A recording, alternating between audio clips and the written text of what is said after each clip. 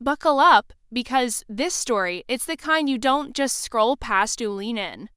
Something big just went down in the world of Meghan Markle and Oprah Winfrey, and honestly, it's giving betrayal, shade, and the slow burn of a Hollywood breakup, the kind that doesn't happen with fireworks but with a laugh. So here's what happened. Oprah, yes, the Oprah was on Kelly Ripa's podcast. Let's talk off camera. Everything seemed normal at first. Lighthearted conversation, a few random questions until Kelly asked something totally out of left field. Would you want baby chicks as a gift?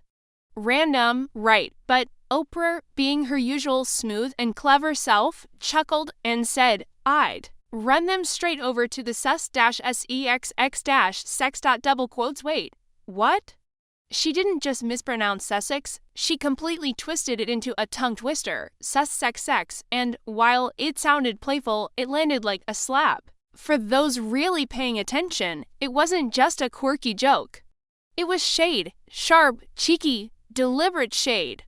The kind of subtle dig that Oprah's famous for cutting without ever raising her voice. The moment came and went on the podcast. Like it was nothing. The audience laughed, Oprah smiled, and Kelly moved right along. But the internet, oh, they caught it.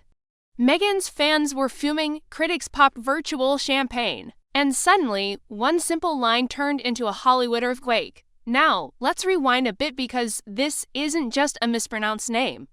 It's Oprah, the same Oprah who gave Meghan and Harry that now iconic interview. You know the one, the "Were you silent or silenced" moment. The one that pulled back the royal curtain and shook the monarchy to its core. Oprah believed Meghan. She gave her a platform, defended her, amplified her voice, and now she's making a joke out of Meghan's title. That's not a slip. That's a statement, and it cuts even deeper when you realize how much Meghan has built her brand around that very title, the Duchess of Sussex. Over the last year, she started introducing herself as Meghan Sussex, not joking. Like, on her Netflix special with Mindy Kaling, she actually corrected Mindy and said, "It's Meghan Sussex now, don't you know? What? Meghan Sussex isn't a name. It's not even legally correct. Her real name is Rachel Meghan Markle.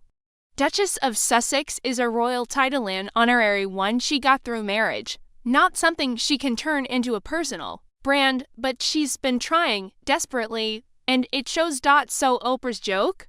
That wasn't just making fun of a title, it was poking a hole in the entire identity Meghan's trying to build in Hollywood. And that's exactly why this moment matters so much. Reportedly, Meghan is furious. Sources say she feels completely blindsided, and honestly, who wouldn't? Imagine a woman who once gave you your biggest public moment who made you feel heard, validated, important, suddenly making you the butt of a joke in public on a podcast with millions listening. But here's the real kicker, this wasn't the first red flag. Oprah's been pulling away from Meghan for a while now, quietly. Strategically, there was that bookshop event in Montecito last year. Meghan was doing her thing, press, speeches, the whole spotlight moment. Oprah showed up late, walked right past her, no hug, no wave, no eye contact. Just nothing. She didn't even acknowledge Meghan. And yes, people noticed. Since then, total silence, no more joint appearances. No shoutouts on Oprah's social media, no mentions of Meghan's projects. Not even a subtle repost of one of those curated Meghan gift baskets, the ones with organic tea, eco-friendly soap, and monogrammed hand towels. So very Meghan and Oprah, she's been ghosting her, and when Oprah goes quiet on you, trust it's intentional. Oprah doesn't do drama. She doesn't cancel people in public. She just steps back gracefully, but powerfully. And then there were the ducks. Yes, this really happened. Meghan randomly showed up at Oprah's estate with a box of ducklings. The tabloids called it a sweet rescue moment, but let's be honest, it looked like a PR stunt. Like an attempt to reignite their bond, get a photo up, maybe even go viral for something heartwarming. And Oprah's response? Nothing, no photo, no tweet. No thank you, just silence. You can feel the frost settling in their friendship, and now people are asking, what changed? Because Oprah doesn't move without purpose. If she's distancing herself, it's for a reason. Meghan's constant focus on her image, her title, her brand, it's starting to wear thin. Even for her allies, and let's not forget Meghan, left the royal family, she stepped away from that world. She called out the institution, accused it of racism, control, emotional abuse. She wanted freedom. She wanted to be seen as more than just the Duchess. So why is she now branding herself as Meghan Sussex? Why cling to a title you claimed was toxic? That's where the disconnect is. That's where the energy gets weird. Even Mindy Kaling looked uncomfortable when Meghan insisted on the Meghan Sussex branding. You could see it in her eyes, like she didn't know whether to laugh or cringe, because who says that? Who tries to turn a borrowed title into a lifestyle label? And Oprah? She sees right through it. So when she made that little joke, Sussex sex, it was more than just a laugh. It was a message, a subtle way of saying, this is getting ridiculous. It was funny, yes, but it was also brutal. Because Oprah doesn't fight people. She doesn't clap back when she's done with you. She just stops showing up.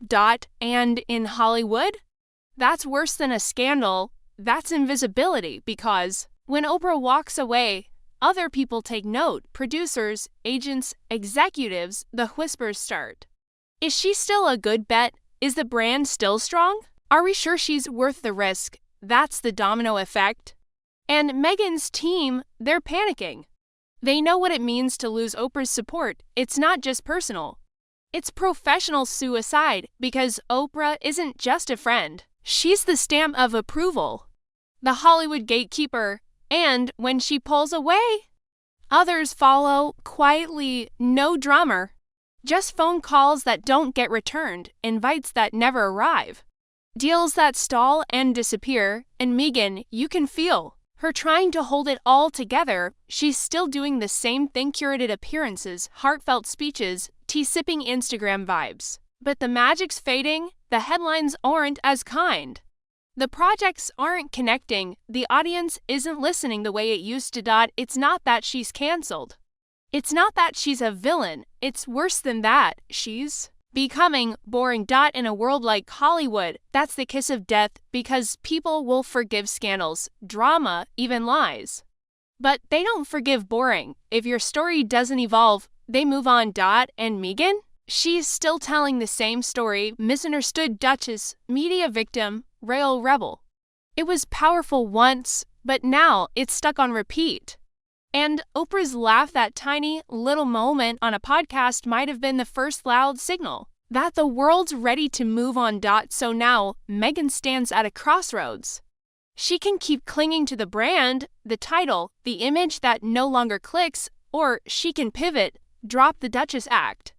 Stop trying to sell a narrative, start being real, raw, and new, because the truth is behind all the branding, the speeches, the baby ducks. There's a woman who just wants to matter, to be seen, to be heard. But Oprah's laugh? That was the sound of someone no longer watching. And in Meghan's world, where everything is built on being seen, that silence is louder than anything. So what now? That's the million-dollar question, because if she doesn't change course soon, the spotlight won't turn away in anger. It'll just turn off.